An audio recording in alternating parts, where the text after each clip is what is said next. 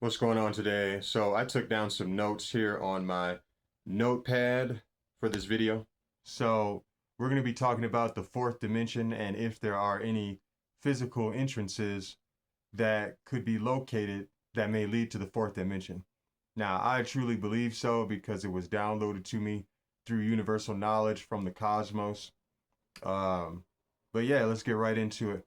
So some people might ask, well, if the fourth dimension is where all these entities and entity attachments and egregores and reptilians and pendulums and whatever type of thought form that could exist in the fourth dimension um, comes from, you know, then there's got to be some entrance or physical entrance of some kind that we could see or something. Well, I truly believe that there is. So there are entrances to the fourth dimension under the ocean. Now, people have already made videos about beings, having ships underneath the ocean and there being portals and entryways to and from the ocean that lead to what you would call outer space, I guess, and that's actually the fourth dimension. Um, so, yeah, there's a lot of people that make these videos about there being beings under the ocean with high level technology, UFOs, whatever, all types of beings, aquatic like beings, and whatever. Um, all right, there are underground entrances in our national parks.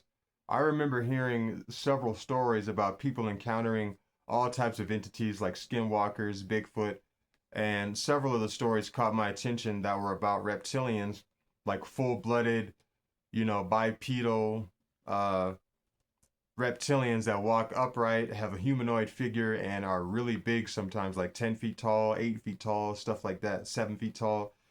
And they're in our national parks, lurking around to and from, um, coming in and out of these entrances that lead underground. So there's like these underground tunnels or these giant holes on the surface of some of our national parks.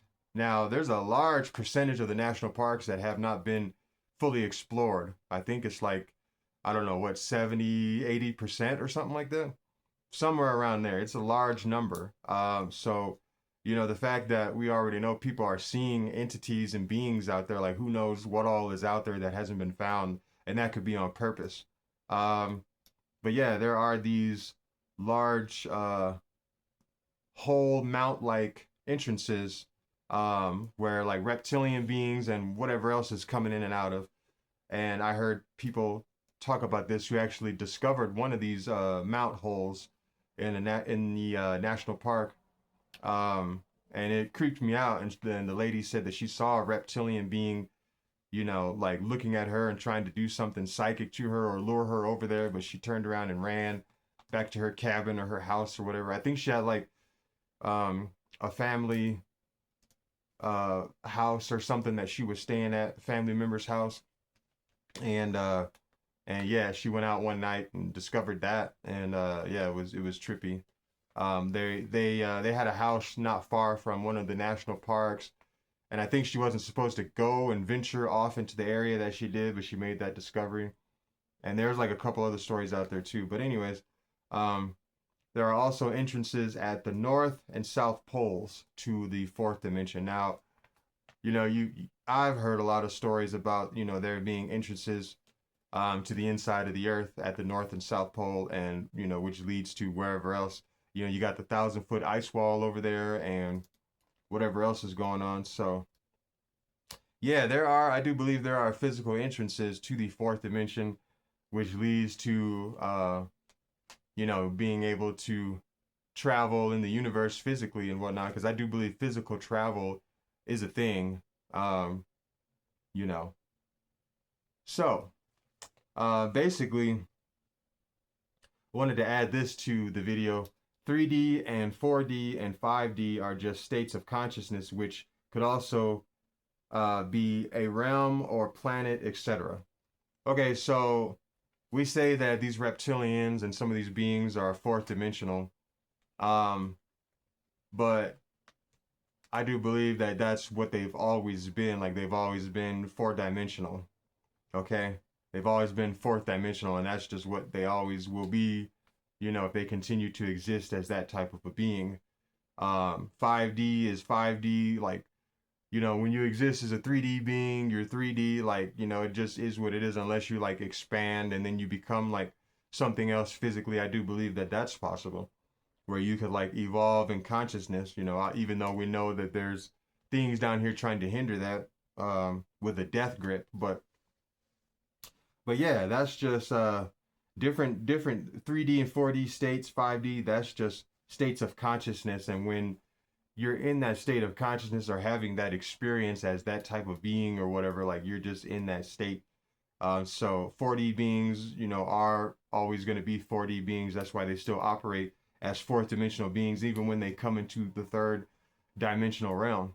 Now, just imagine how we would operate if we, as third dimensional beings, could take our physical bodies and go into the fourth dimension. Oh, that would be a trip. That would be an experience. Who knows what all we would be able to tap into physically. So, um, so yeah, what if reptilians have always been fourth dimensional to the 3D world? So yeah, like they really always have been. They've always been fourth dimensional beings. They always will be if they exist in that state of consciousness. And just like I said, same with 5D, 3D, 6D, 8D, 20D, 80D, like it doesn't matter. Um, all right. So also, I wanted to talk just a little bit about psychic projection, entity attacks while out in public. So this is a big thing. Like, I've talked about entity attachments and entity possession and all that. And, you know, people can be hijacked. They can have their consciousness overtaken because they're already on a low frequency. They're already on, a lower 3D, fourth dimensional, astral realm, consciousness and energy and whatnot. And so when these entities come out the fourth dimension and they're trying to hijack vessels and stuff, and use people as, like a guinea pig and a puppet or whatever, these people are already unaware. So it's easy to just get slipped up on and have something run up on you from the astral realm and take over your psyche and your consciousness and have you doing stuff physically like you don't even know that you're doing. That's the creepy and scary part. And I've seen people be hijacked in real time while looking directly at them and their eyes change and all that. I knew something else was looking through this person, but I just couldn't put my finger on what exactly it was. So yeah, like you could have somebody who's hijacked out in public, whether you're on the bus or trying to go to work in your car, or whether you're at work or eating lunch somewhere, you're at a restaurant, whatever.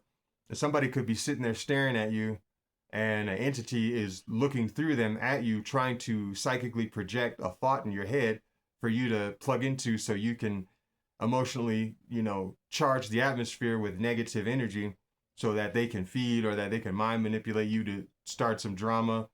Maybe they want you to look back at that person and cuss them out or start a fist fight, which leads to drama and the police and possibly going to jail and all that. Yeah, psychic projection is a real thing. I've seen it. I've seen people staring at me out in public, and I'll look, and it seems like they're giving me the evil eye, and they're staring at me. When I look back, because I can feel the presence of something staring at me, and then they look away. When I look at them, and I know it's the entity looking through their eyes. They may not even realize they're staring at me, or if they are, they may be daydreaming, but the entity is looking through them trying to mess with me. So that can happen to you. Like you can be out in public and psychic projection can happen, and you start getting thoughts and feelings to go do stuff that 5 minutes ago you weren't even thinking about.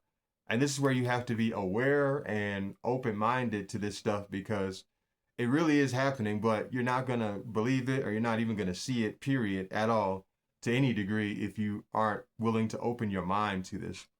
But once you open your mind to this, you'll see that it's real and you'll feel that it's real. It's a whole another world out here, but it's real. And that's all I got to say about that. Protect your energy, protect your consciousness, protect your mind. Do the work to raise your vibration. You can't always be in a high vibrational state because there are challenges out here. So you have to kind of learn how to ebb and flow. But you can 90% to 95% of the time be in a high state, a high vibrational frequency. And it'll just make you feel better in general. But anyways, that's all I got to say for now. To the next one.